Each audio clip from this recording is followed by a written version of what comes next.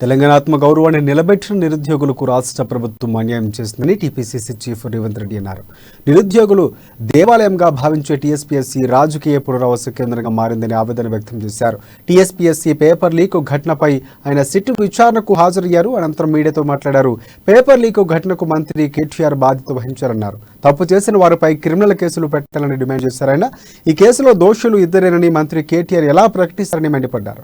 Paper leak లో KTR PA Tirupati Rajasekhara Reddy ద్వారానే paper leak జరిగిందని ఆరోపించారు.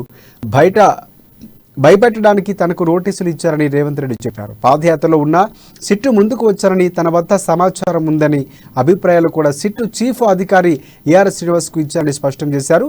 సిట్టు విచారణ మొదలు పెట్టకముందే దోషులు ఇద్దరేనని కేటీఆర్ చెప్పడంతో తమకు కేటీఆర్ పైన అనుమానం ఉందని కూడా రేవంత్ రెడ్డి తెలిపారు.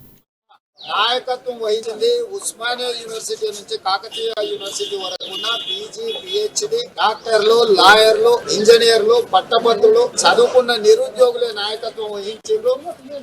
ప్రాణ త్యాగాలు చేసిండ్రు. తెలంగాణ ప్రపంచం ముందు తెలంగాణ ఆత్మ గౌరవాన్ని నిలబెట్టిందే ఈ నిరుద్యోగ యువకులు. ఆ నిరుద్యోగులకు ఉద్యమానికి నాయకత్వం వహించింది, ప్రాణ త్యాగాలు చేసింది.